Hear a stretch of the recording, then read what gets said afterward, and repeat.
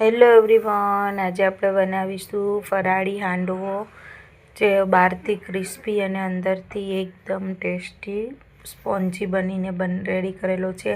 આમાં કોઈ ઈનો કે સોડા કોઈ યુઝ કરેલો નથી, તો પણ અંદરથી એકદમ સોફ્ટ થયેલો છે અને બહારથી એકદમ સરસ ક્રિસ્પી બનીને રેડી થયો છે. તો આજે આપણે બનાવીશું ફરાળી હાંડવો, અને તે પણ અમુક જ મિનિટોમાં બનીને ફટાફટ રેડી થઈ જશે.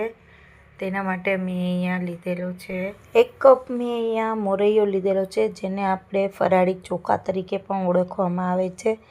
અને મેં 1/4 કપ એટલે કે સાબુદાણા લીધેલા છે. તમે અહીંયા વાટકીના કોઈ પણ વાટકીના માપથી સેટ કરી શકો છો. 1 વાટકી મોરૈયા સામે તમારે વાટકીના ચોથા ભાગનો સાબુદાણા લેવાના છે. અને અડધો કપ મેં સિંગદાણા લીધેલા છે, એટલે કે અડધી વાટકી સિંગદાણા અહીંયા મેં લીધેલા છે. તેને આપણે મીડિયમ ગેસ ઉપર મેં કંઈ ફ્રાય પેન લીધેલી છે, તેમાં મેં 2 મિનિટ માટે રોસ્ટ કરી લીધેલા છે. કાચી સિંગદાણા કરતાં તમે એને શેકીને મગફળીના બીન્સનો ઉપયોગ કરો એટલે તમારે તેનો ટેસ્ટ વધારે સરસ આવે છે. તેના માટે મેં અહીંયા અડધો કપ સિંગ લીધેલી છે. આ મગફળીના બીન્સ એને મેં સરસ શેકી લીધેલા છે.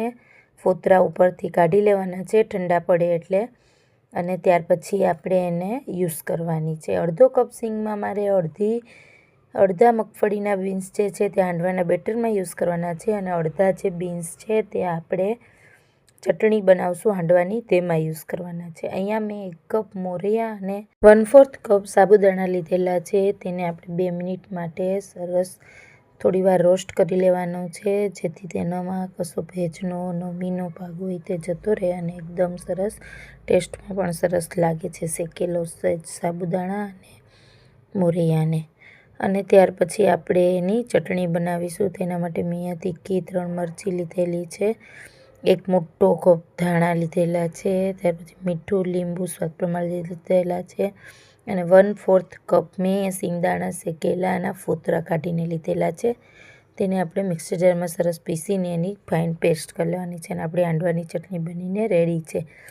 ત્યાર પછી આપણે બેટર બનાવવા માટે મારે આ સાબુદાણા અને મોરૈયો ઠંડો થઈ ગયો છે, અને એમાં મેં અડધો કપ અહીંયા દહીં લીધેલું છે, અડધો કપ ફરી પાણી લીધેલું છે, અને મેં અહીંયા 1 મીડિયમ સાઇઝનું બટાકું છે તેના એટલું જ મેં અહીંયા સામે દૂધી લીધેલા છે, એના પીસ કરેલા છે, અને 1/4 કપ મારે અહીંયા મેં મગફળીના બીને શેકીને એની છાલ કાઢીને લીધેલા છે. મેં અહીંયા તીખી લીલી મરચી એડ કરેલી છે 2, અને જાદુનો ટુકડો જે છે મેં ખમણીને લીધેલો છે. અને આપણે હવે સાબુદાણા અને મોરૈયો છે તે આની અંદર મેં એડ કરી દીધા છે. એની અંદર મેં અડધો કપ દહીં લીધેલું છે, અને આ રીતે આપણે બેટર રેડી કરી લેવાનું છે. તમે જોઈ શકો છો આવી કન્સિસ્ટન્સી આપણા બેટરની હોવી જોઈએ.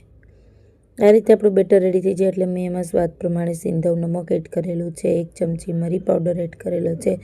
ત્યાર પછી આપણે જે હાંડવાની ચટણી રેડી કરેલી છે એમાંથી મેં 3 ચમચી ચટણી મેં આ હાંડવાના બેટરમાં એડ કરેલી છે. ત્યાર પછી આપણે મેં સિંગદાણા જે લીધેલા છે તે તો આની અંદર સરસ બધું સિંગદાણા, બટાકું, દૂધી બધું સરસ એકદમ બેટર, આમ જો તમે એકદમ સરસ કન્સિસ્ટન્સી સાથે આપણું અહીંયા હાંડવાનું બેટર આપણું રેડી થઈ ગયું છે ફ્રેન્ડ્સ. તમે જોઈ શકો છો એમાં મેં અહીંયા 1 ચમચી લીંબુનો રસ એડ કરી દીધો છે, અને હવે આપણે આ હાંડવાના બેટરમાંથી આપણે ગરમ હાંડવા ઉતારશું નાના. તેના માટે મેં અહીંયા એક ફ્રાય પેનમાં તેલ ગરમ કરવા રાખી દીધું છે. આપણું તેલ ગરમ થાય એટલે એમાં મેં 1 ચમચી તલ એડ કરેલા છે, 5 થી 6 મીઠા લીમડાના પાન એડ કરેલા છે. તેલ થોડા ગોલ્ડન બ્રાઉન થાય એટલે આમાંથી આપણે 1 ચમચો વઘાર ભરીને આપણે જે બેટર રેડી કરેલું છે હાંડવાનું તેની અંદર આપણે એડ કરીશું, અને બીજા બેટરમાં આપણે 3 થી 4 ચમચા એડ કરીને આનો ગરમ આપણે એક હાંડવો બનાવીશું. એટલો બધો હાંડવો આપણે આનો જાડો નથી કરવાનો, જેથી આપણા હાંડવો ઉપરથી થોડા નાના બનાવશું એટલે બધા જ ઉપરથી સરસ ક્રિસ્પી થશે, અને અંદર પાતળો ઉત્પમ જેવો સરસ આ હાંડવો ટેસ્ટમાં સરસ લાગે છે. અહીંયા તમે જોઈ શકો છો આ રીતે બંને બાજુ ગોલ્ડન બ્રાઉન કરી લેવાનું છે, એટલે ઉપરથી ક્રિસ્પી અને અંદરથી એકદમ સોફ્ટ આપણો હાંડવો રેડી થશે. આ જ રીતે મેં અહીંયા પાતળા સરસ હાંડવા બનાવીને રેડી કરેલા છે. બેટરમાં પહેલાં થોડું તેલ 1 ચમચી લઈને એની અંદર આપણે અડધી ચમચી તેલ એડ કરીને આ રીતે આપણે ગોલ્ડન બ્રાઉન થાય બેઉ બાજુ એ રીતે આપણે હાંડવાને કૂક કરી લેવાના છે.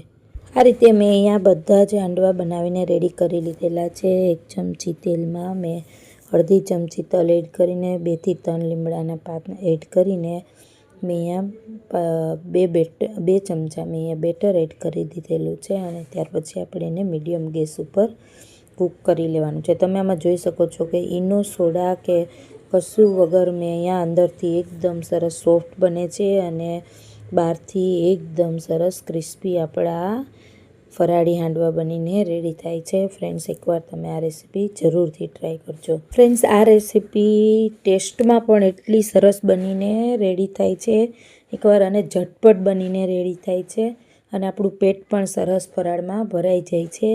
ત્યાર પછી હેલ્થ માટે પણ મોરૈયો બહુ સારો છે. તેથી તમે ફરાળમાં આ રેસીપી જરૂરથી એકવાર ટ્રાય કરજો. ફ્રેન્ડ્સ, આ રેસીપી ફ્રેન્ડ્સ તમને સારી લાગે ફરાળી તો મારી ચેનલને જરૂરથી લાઇક, સબસ્ક્રાઈબ અને શેર કરજો.